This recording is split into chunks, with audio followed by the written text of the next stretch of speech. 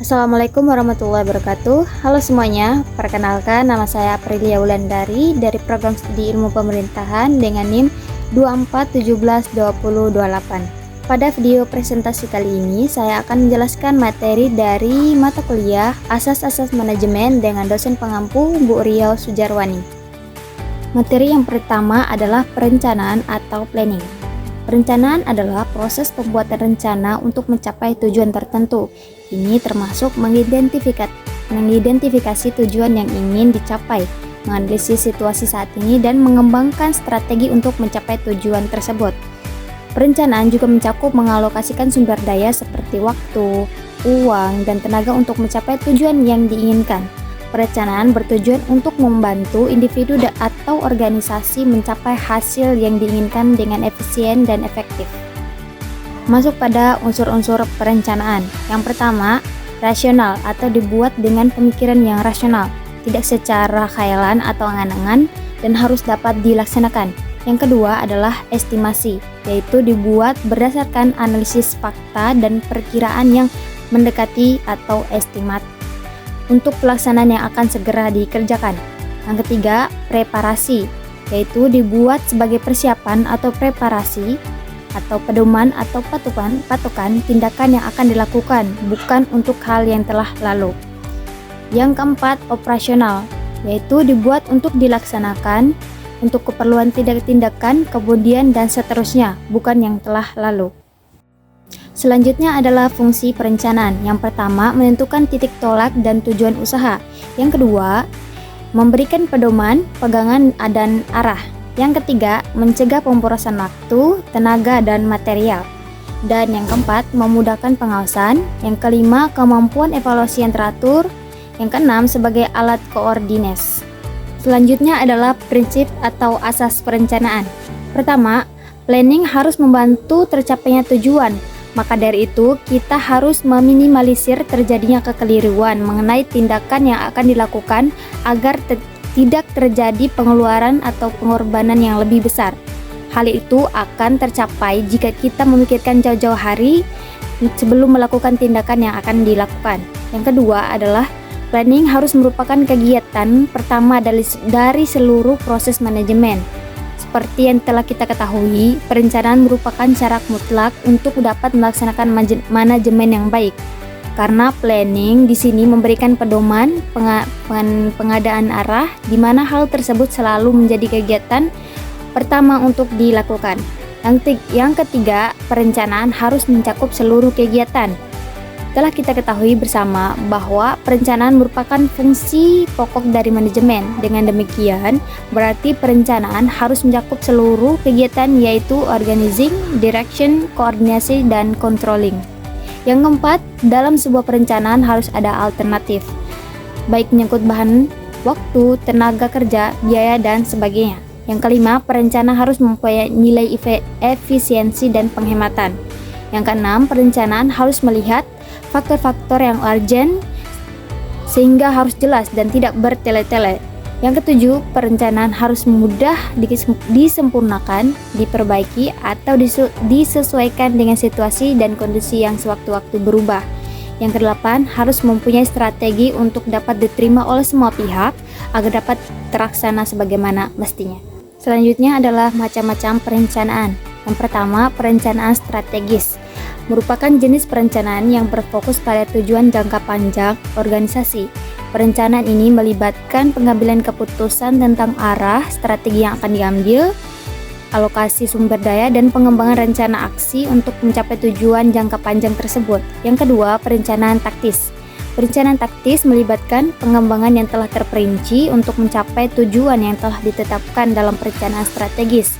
Perencanaan taktis berfokus pada tindakan yang harus diambil dalam jangka menengah untuk mencapai jangka panjang.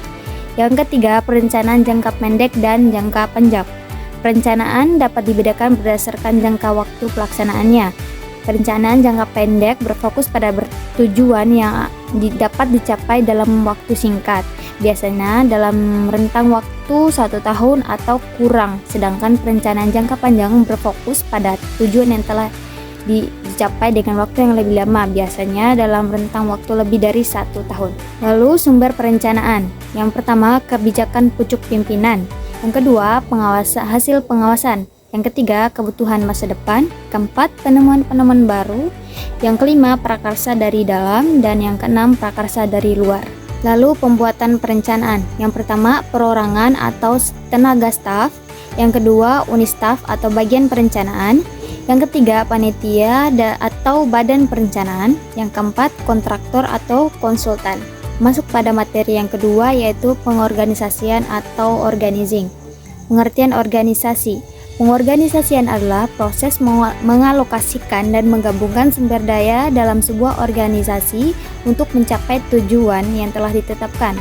Fungsi organisasi dalam manajemen adalah langkah penting dalam melibatkan pengaturan wewenang, tugas dan tanggung jawab baik individu dalam sebuah organisasi. Tujuan utamanya adalah mengintegrasi semua sumber daya termasuk manusia, modal finansial, mesin, dan waktu untuk mencapai rencana dan tujuan yang telah ditetapkan oleh organisasi. Pengorganisasian tidak hanya melibatkan pengaturan orang tetapi juga pengelolaan semua aset yang dimiliki organisasi. Hakikat organisasi itu mencakup 2 konsep dasar, yaitu organisasi dalam arti dinamis, yaitu sebagai sistem sosial atau proses, dan organisasi dalam arti statis, yaitu sebagai wadah dalam kehidupan bersama. Masuk pada unsur-unsur organisasi. Berikut adalah beberapa unsur-unsur dari organisasi. Yang pertama adalah pegawai atau personil, yang kedua kerjasama atau teamwork, yang ketiga tujuan organisasi, yang keempat peralatan, yang kelima lingkungan, dan yang keenam adalah sumber daya alam. Selanjutnya adalah fungsi organisasi. Fungsi organisasi yang pertama adalah meningkatkan skill. Salah satu fungsi dari organisasi di mana meningkatkan skill dan kemampuan dari diri anggota adalah agar membantu anggotanya untuk berkembang dan menemukan hal baru yang sebelumnya tidak pernah dia miliki. Yang kedua, memberikan arahan organisasi, di mana ini berfungsi untuk memberikan arahan dan pembagian kerja kepada anggotanya. Hal ini secara tidak langsung mengajarkan anggota bagaimana melakukan manajemen diri, mengatur waktu, dan mengutamakan pekerjaan dengan baik dan benar. Yang ketiga, menambah wawasan.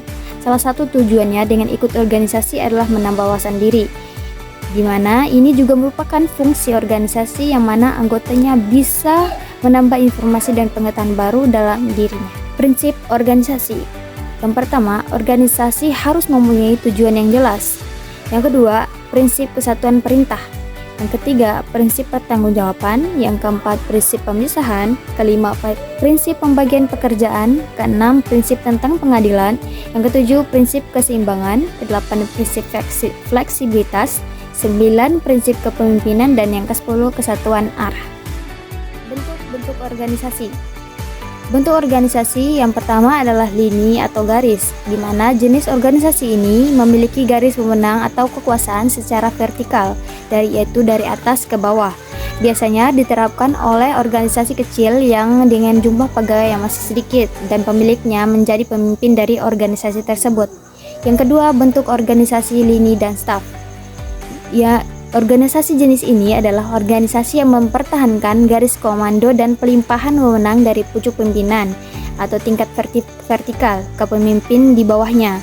Pucuk pimpinan tetap memiliki wewenang untuk menentukan keputusan, kebijakan, serta merealisasikannya. Sering diterapkan dalam organisasi besar dengan jumlah pegawai yang banyak. Bentuk organisasi ini tidak memungkinkan adanya hubungan langsung di antara seluruh anggota perusahaan karena adanya garis komando dan jumlah pegawai yang banyak. Lalu, berikutnya yang ketiga adalah bentuk organisasi fungsional atau functional organizing. Adalah jenis organisasi yang tidak terlalu menekan pada hubungan hierarki secara struktural. Bentuk organisasi ini lebih berfokus pada sifat dan jenis fungsi yang dijalankan para anggotanya. Maka dari itu, dalam organisasi fungsional terlihat jelas adanya pembagian tugas yang tegas. Dalam organisasi ini, bawahan menerima perintah dari atasannya. Sekian presentasi dari saya ucapkan terima kasih. Wassalamualaikum warahmatullahi wabarakatuh. Tadi briefingnya